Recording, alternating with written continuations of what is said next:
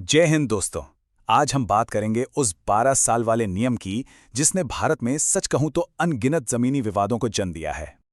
आपने ये बात कहीं ना कहीं तो जरूर सुनी होगी कि अगर कोई किसी की जमीन पर 12 साल तक रह ले तो वो जमीन बस उसकी हो जाती है। ये एक ऐसी धारणा है जो भारत में बहुत बड़े बड़े झगड़ों और कन्फ्यूजन की असली जड़ है। पर सवाल ये है कि क्या इसमें वाकई कोई सच्चाई है? तो सुनिए, इसका सीधा सा जवाब है नहीं। ये एक बहुत ही खतरनाक आधा अधूरा सच है। असल में ये भारत के सबसे बड़े कानूनी मिथकों में से एक है। एक ऐसी गलतफहमी जिसकी वजह से न जाने कितने ही विवाद अदालतों में चल रहे हैं। तो चलिए आज इस मामले की गहराई में उतरते हैं और देखते हैं कि कानून असल में कहता क्या है, ताकि हम इस मिथक और हकीकत के बीच का फर्क साफ साफ समझ सकें। देखिए, स्क्रीन पर बाईं तरफ है वो आम धारणा कि 12 साल का कब्जा मतलब मालिकाना हक, सीधा साधा हिसाब। और दाईं तरफ है असली कानूनी हकीकत कि मालिकाना हक सिर्फ एक बहुत ही सख्त कानूनी सिद्धांत के तहत ही मिल सकता है, जिसे कहते हैं एडवर्स पोजेशन। तो ये एडवर्स पोजेशन या जिसे हिंदी में प्रतिकूल कब्जा कहते हैं, आखिर है क्या? देखिए, ये लिमिटेशन एक्ट 1963 के तहत एक कानूनी सिद्धांत है।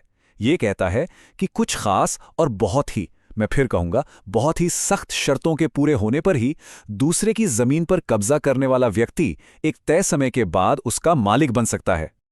अब जो बात इसे सच में दिलचस्प बनाती है वो ये है कि इन शर्तों को पूरा करना प्रैक्टिकली लगभग नामुमकिन जैसा होता है।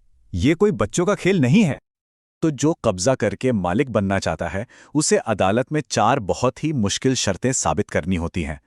पहली, कब्जा लगातार 12 साल से ज्यादा का होना चाहिए, बिना एक दिन की भी रुकावट के। दूसरी और सबसे जरूरी शर्त है कि कब्जा होस्टाइल हो, मतलब मालिक की मर्जी के एकदम खिलाफ हो, उसकी इजाजत से तो बिल्कुल भी नहीं। तीसरी, ये कब्जा खुल्लम खुल्ला होना चाहिए, सबको दिखना चाहिए, चोरी छिपे नहीं।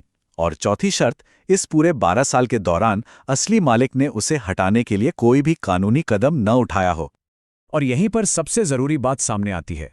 अगर उन 12 सालों के दौरान असली मालिक जाग गया और उसने कोई भी एक्शन ले लिया, मान लीजिए कानूनी नोटिस ही भेज दिया, या पुलिस में शिकायत कर दी, या फिर अदालत में केस फाइल कर दिया, तो वो 12 साल की गिनती की चेन वहीं टूट जाती है। वो क्लॉक वापस जीरो पर आ जाती है। मालिक का एक छोटा सा एक्शन भी कब्जा करने वाले के पूरे दावे को खत्म कर सकता है। तो जैसा हमने देखा, अगर उन 4 में से एक भी शर्त पूरी नहीं हुई तो प्रतिकूल कब्जे का पूरा दावा ही खारिज हो जाता है। इसमें जरा भी चूक की कोई गुंजाइश नहीं है। अच्छा, अब इसी से जुड़ा एक और बहुत ही आम सवाल मन में आता है कि किराएदारों का क्या? सोचिए, क्या कोई किराएदार जो किसी घर में 15 साल, 20 साल या मान लीजिए 50 साल से भी रह रहा है, तो क्या वो उस प्रॉपर्टी का मालिक बन सकता है? इसका जवाब लगभग हर केस में एक साफ और मजबूत नहीं होता है। बिल्कुल नहीं। और इसका कारण बहुत सीधा सा है।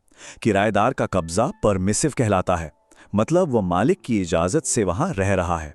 ये कब्जा एडवर्स या प्रतिकूल हो ही नहीं सकता। वो जो रेंट एग्रीमेंट होता है, चाहे वो 11 महीने का ही क्यों ना हो, वो इस बात का पक्का सबूत है। और हर महीने जो किराया दिया जाता है वो तो एक तरह से इस बात की रसीद है कि किराएदार खुद मान रहा है कि असली मालिक कोई और है। तो उसका कब्जा कभी भी होस्टाइल यानी मालिक के खिलाफ तो हो ही नहीं सकता। हाँ, यहाँ पर सबसे ज्यादा खतरा उन मकान मालिकों को होता है जिनके पास कोई लिखा पढ़ी नहीं होती, कोई रेंट एग्रीमेंट नहीं होता और जो किराया भी सिर्फ कैश में लेते हैं, जिसका कोई रिकॉर्ड ही नहीं होता। ऐसे मामले अक्सर ग्रामीण इलाकों या अनौपचारिक व्यवस्थाओं में ज्यादा देखने को मिलते हैं, जहां कागजी कार्रवाई को ज्यादा महत्व नहीं दिया जाता। तो फिर सवाल उठता है कि प्रॉपर्टी मालिक अपने अधिकारों की रक्षा के लिए आखिर क्या ठोस कदम उठा सकते हैं। चलिए इस पर नजर डालते हैं। देखिए, मालिकों के लिए बचाव का सबसे अच्छा तरीका है सावधानी बरतना और पहले से तैयार रहना। हमेशा हमेशा एक लिखित रेंट एग्रीमेंट बनवाएं और उसे समय समय पर रिन्यू भी कराते रहें। किराया सिर्फ कैश में लेने से बचें, कोशिश करें कि बैंक ट्रांसफर से लें ताकि एक पक्का रिकॉर्ड बना रहे। और सबसे जरूरी, अपनी प्रॉपर्टी पर किसी भी तरह के अवैध कब्जे की भनक लगते ही तुरंत कानूनी एक्शन लें। और आपको ये भी जानना चाहिए कि कानून मालिकों को एक बहुत मजबूत अधिकार देता है। सुप्रीम कोर्ट ने अपने कई फैसलों में ये साफ किया है कि एक असली मालिक अपने संपत्ति से कब्जा करने वाले को हटाने के लिए जरूरी बल का प्रयोग भी कर सकता है। हाँ, ये याद रखना जरूरी है कि ये अधिकार तभी लागू होता है जब मालिक के पास प्रॉपर्टी के पूरे और सही कागजात हों और कब्जा 12 साल से कम समय का हो। लेकिन जाहिर है हर कोई बल का प्रयोग नहीं कर सकता या नहीं करना चाहता। उनके लिए एकमात्र रास्ता है अदालतों के जरिए तत्काल कानूनी कार्रवाई करना। एक बात गांठ बांध लीजिए, इस मामले में मालिक की सुस्ती ही उसका सबसे बड़ा दुश्मन है। चुप बैठने का मतलब है कब्जा करने वाले के इरादों को मजबूत करना। तो चलिए इस पूरी बातचीत को समेटते हैं और देखते हैं कि इसका सार क्या निकलता है, फाइनल टेक अवे क्या है। तो निचोड़ ये है कि ये जो 12 साल का नियम वाला मिथक है, ये असल में कब्जा करने वालों को एक झूठी हिम्मत और ताकत देता है, जबकि हकीकत ये है कि कानून हमेशा उस मालिक के साथ खड़ा होता है जो जागरूक है, जो अपने अधिकारों को जानता है और समय पर एक्शन लेता है। असली ताकत प्रॉपर्टी पर कब्जा करने में नहीं, बल्कि उस पर लागू होने वाले कानून को समझने में है। तो आखिर वो कौन सी सबसे बड़ी ढाल है, वो कौन सा कवच है जो आपकी संपत्ति के अधिकारों की हमेशा रक्षा करता है? आपकी सबसे बड़ी ढाल है आपकी अपनी सक्रियता और सही कागजी कार्रवाई। एक सही डॉक्यूमेंटेशन और समय पर लिया गया एक्शन कब्जे के किसी भी दावे से कहीं ज्यादा शक्तिशाली है। ऐसी ही जानकारी के लिए सब्सक्राइब कीजिए ऑल कैन स्टडी को। Thank you. चलिए नेक्स्ट वीडियो पर मिलते हैं।